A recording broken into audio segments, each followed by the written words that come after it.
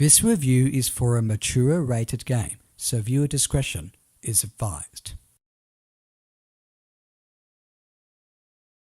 When Eco came out on the PlayStation 2, it didn't sell well despite acclaim from critics.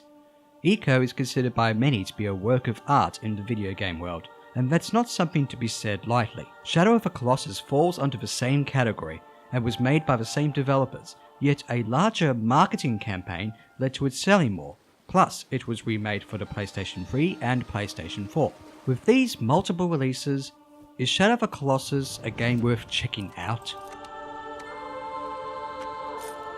When the game begins, you see a young man named Wanda riding on horseback to a temple in order to resurrect a girl named Mono. However, this will only happen if Wanda will follow the instructions of the entity Dorman, who is not seen but heard, and destroys 16 giant beasts across the land known as Colossi, plural for Colossus. Wanda is told that the price for reviving Mono is high, yet he goes out to fight for Colossi, and gradually his body gets corrupted by the essence of these creatures. The story is deliberately minimalistic, with little information given to the player. What is the relationship between Wanda and Mono? Why is this land forbidden? The outcome of Wanda's quest is compelling to watch, and worth the 10 or so hours of playtime to see what happens. The use of minimalism also applies to the characters and setting. It is a fantasy setting, yet there are no dungeons or towns, and there are barely any characters or enemies. The focus is on the 16 boss fights,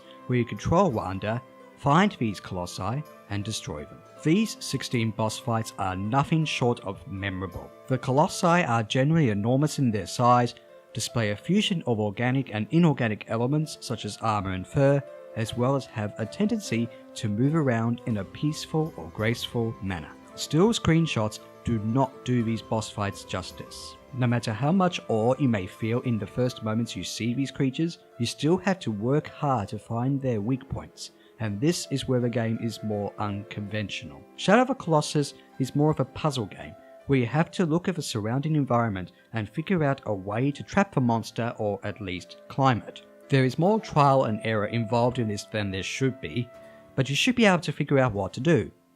And sometimes the voice of the entity Dorman will offer clues.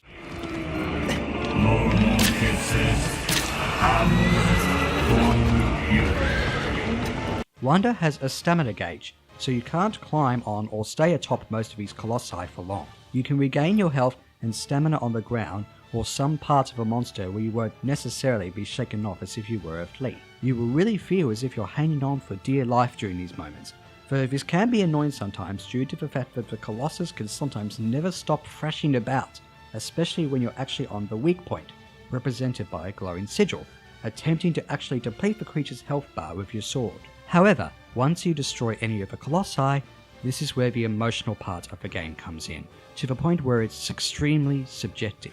For the most part, this game can be treated as a series of puzzles where the player can feel a sense of accomplishment for figuring them out and wanting to see how the story ends. But it goes deeper than that. The word is tragedy. Sure, some of the Colossi are actually aggressive and try to kill you. Sure, it may have been frustrating trying to even climb on one and hang on, but after the Colossus bleeds more and more from the blade of your sword, with the music getting more urgent, or to use an overused word, epic, you then see the creature very slowly fall to the ground. The music changes to a solemn choral melody, and then finally the aforementioned essence flies out of the corpse and infects Wanda. It is possible in these moments you may feel sorry for the Colossi. The game instructs you to fight 16 of them, and for what? To resurrect Mono? At what price? When you feel this emotion, you'll want to keep on going to see the ending. There's even a moment towards the end of the game which may actually make you cry. This is how connected you can feel to the characters and setting, regardless of the deliberate minimalism or the vague backstory. Boss fights aren't the only thing that make up the game. You will explore a vast desolate land where, alongside the boss fights that are generally in remote areas, there are fruit and lizards that will generally increase your health and stamina bars. To find the Colossi, you have to hold your sword up to the sun and a beam of light will show you where to go. You can get there via horseback on Agro, and occasionally you'll need your horse in a boss fight. Riding Agro can potentially be frustrating to control, considering that developers tried to make the horse riding as realistic as possible. Speaking of the controls, the button placement can be fairly hard to get to grips with, though if you pay attention to the on-screen instructions before the first Colossus, you should be alright. You may also find it hard to tell which direction you're moving sometimes. And if this wasn't enough,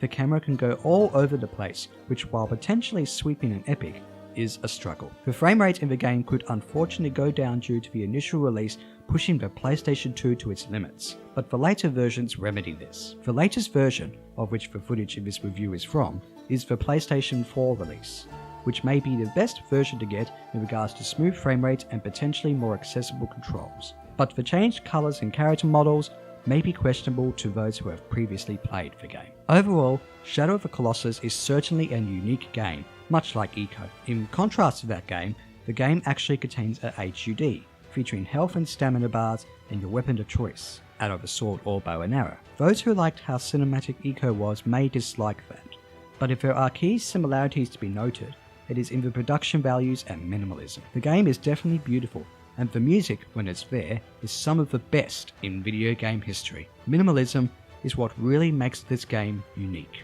The world you explore is desolate, with no one to talk to, just giant creatures that are a tragedy to destroy, yet somehow their destruction may bring back a girl from the dead. People familiar with action-adventure games may wish for more than that, as well as less frustrated controls and camera combined with more traditional gameplay. But you may find the 16 boss fights / puzzles with the giant colossi and your own subjective interpretation of the story will stir some strong emotion. Shadow of the Colossus is a memorable work of art that is quite possibly superior to Eco.